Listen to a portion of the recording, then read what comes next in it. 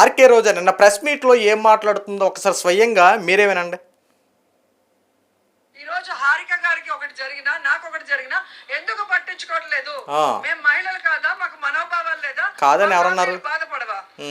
కాబట్టి ఈ రోజు అధికారం ఉంది కదా అని ఎగిరి ఎగిరి పడితే రాబోయే కాలంలో జగనన్న ముఖ్యమంత్రి అయిన తర్వాత ఎగిరి ఎగిరి పడిన వాళ్ళని ఎగరేసి తంతామని కూడా ఈ సందర్భంగా తెలియజేస్తుంది. విన్నారు కదా ఆర్కే రోజు ఏం మాట్లాడుతూ ఉందో. ఈ రోజున ఎగిరెగిరి పడిపోతున్నారు ప్రతి ఒక్కడు, అక్రమ అరెస్టులు చేపిస్తూ అన్నాడు, ఇష్టానుసరంగా మాట్లాడుతున్నారు. ఈ రోజున ఎగిరెగిరి పడండి, రేపొద్దున మా జగనన్న అధికారంలోకి వచ్చిన తర్వాత ఒక్కొక్కడిని ఎగరేసి తంతాడని చెప్పి ఆర్కే రోజా మాట్లాడుతూ ఉంది. ఆర్కే రోజా గారు, గత 5 సంవత్సరాలు మీ యొక్క పరిపాలన, మీ ప్రవర్తన కనుక ఒకసారి చూస్తే ఏళ్ళు చూపించడాలు, నోటికి ఎంత వస్తే అంత మాట్లాడాలు, నన్ను రేప్ చేసే దమ్ము ఎవరికైనా ఉందని చెప్పి ఇలాంటి సవాళ్ళు విసడాలు, ఇవన్నీ ఎలా మర్చిపోతున్నారు మేడం? ఇవన్నీ ఎలా మర్చిపోయారు మీరు? ఇంతకన్నా దారుణంగా చంద్రబాబు నాయుడు అరెస్ట్ చేసినప్పుడు సంబరాలు చేసుకుని ఆ రోజున ప్రెస్ మీట్లో పెట్టి మాట్లాడావు కదా, జగనన్న తోపు, దమ్ముంటాపు, జగనన్న ఢీ కొట్టేవాడు ఎవడైనా సరే జైలుకి పోతాడని చెప్పి రకరకాలుగా వ్యాఖ్యలు చేసావు కదా అప్పట్లో. ఇవన్నీ మర్చిపోతే ఎలాగా? చాలా భారీ డైలాగులు చెప్పావు కదా, ఒక్కొక్కటి అంతు చూస్తాం, ఒక్కొక్కడిని తొక్కుబట్టి నారదేస్తాం, ఏంటి తమాషాలు చేస్తున్నారా, దుమ్ము దులిపేస్తామని చెప్పి ఇలాంటి వ్యాఖ్యలు చేశారు కదా గతంలో.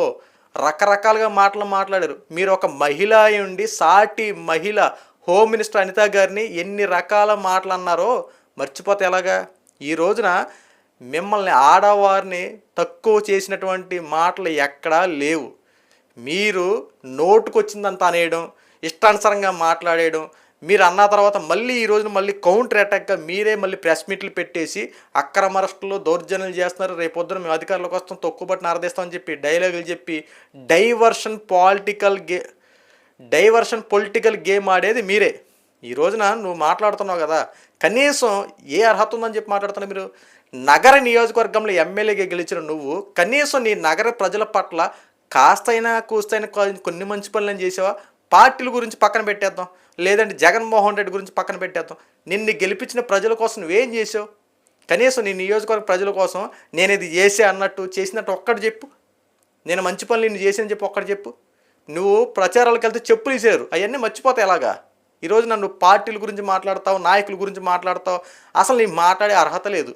జగన్మోహన్ రెడ్డి ఓడిపోవడానికి సగం కారణం మీ నోటి దోలే. ఒక రకంగా చెప్పాలంటే వైఎస్ఆర్సీపీ పార్టీకి ఎంత గడ్డు కాలం, ఎంత దారుణంగా రావడానికి ప్రధాన కారణం మీ నోటి దోల వల్లే ఈరోజు జరిగినటువంటి పరిణామాలు. ఈరోజు నువ్వు మళ్ళీ మాట్లాడుతున్నావు కదా, ఇదిగో జగనన్న అధికారంలోకి వచ్చేస్తాడు, ఇంకేం చేస్తాడు. ఏనాడు కూడా మీ నోటి దోల ఉన్నంతకాలం జగన్మోహన్ రెడ్డి ముఖ్యమంత్రి కాదు కదా.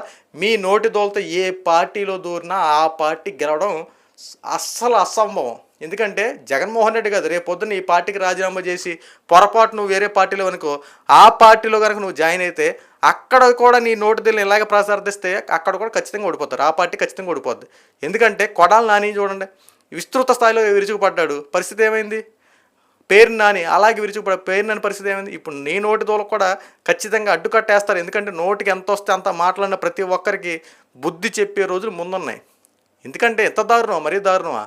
తొక్కుపట్టి నరదేస్తారు అంటావు, 2.0 చూపిస్తూ ఉంటారు, రకరకాల నరికి చంపేస్తూ ఉంటారు, రప్ప అంటారు, రకరకాల సినిమా డైలాగులు అంటారు, తిట్టాల్సి నేను తిట్టేస్తున్నారు, మళ్ళీ సినిమాలు అంటారు, అదంటారు ఇదంటారు. ఎందుకు వచ్చిన మాటలు ఈ రోజున?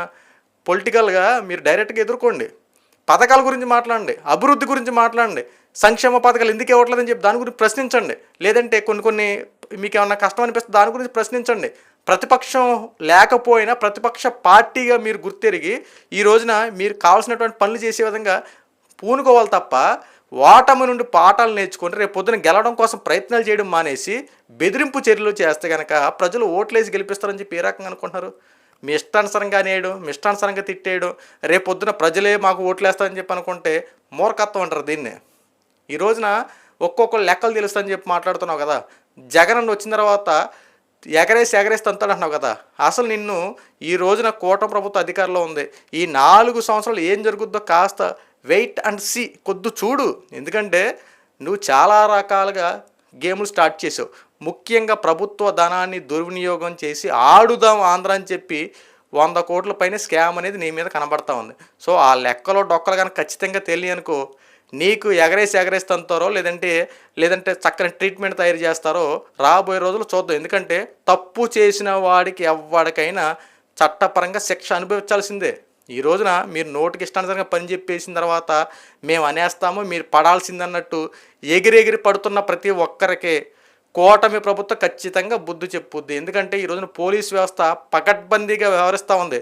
తప్పు చేసిన వాడు సొంత పార్టీ ఓడినైనా సరే ఉపేక్షించట్లా. దానికి ఉదాహరణే చేపురోలు కిరణ్ అరెస్ట్. ఒకసారి చూడండి, మీలాగా తప్పు చేసిన వాడిని వెనకాల వేసుకొచ్చి పదవులు చేపట్టినటువంటి ఇలాంటి నీచ రకపు పాలిటిక్స్ టీడీపీ ప్రభుత్వం కానీ కూటమి ప్రభుత్వం కానీ చేయదు. తప్పు చేసినప్పుడు ఎంతటి వాడినా సరే శిక్ష అనుభవించేలా చేయడమే. ఇందులో భాగంగానే ఒక్కసారి గతంలో మీరు డోర్ డెలివరీ చేసినటువంటి ఈ యొక్క అనంతబాబు ఏం చేశారు? అనంతబాబుని చక్కగా భుజం మీద చేసి చక్కని చక్కగా ఎమ్మెల్సీని చేసి కూర్చోబెట్టుకున్నారు. రకరకాలుగా మాస్క్ అడిగిన సుధాకర్ని చంపేసినందుకు దానికి సంబంధించిన ఎవరైతే ఉన్నారో వాళ్ళందరికీ చక్కని ప్రమోషన్లు ఇచ్చి వాళ్ళకు ఒక మంచి అధికారంలో కూర్చోబెట్టాడు. ఎవరైతే జగన్మోహన్ రెడ్డికి సపోర్ట్ ఉంటున్న వాళ్ళకి ప్రమోషన్ల మీద ప్రమోషన్లు ఇచ్చాడు. ఇక్కడ అలా చేయట్లేదు కదా. తప్పు చేసిన వాడిని చట్టపరంగా శిక్షిస్తూ ఉన్నారు. శిక్షించడమే ఇక్కడ తెలిసింది.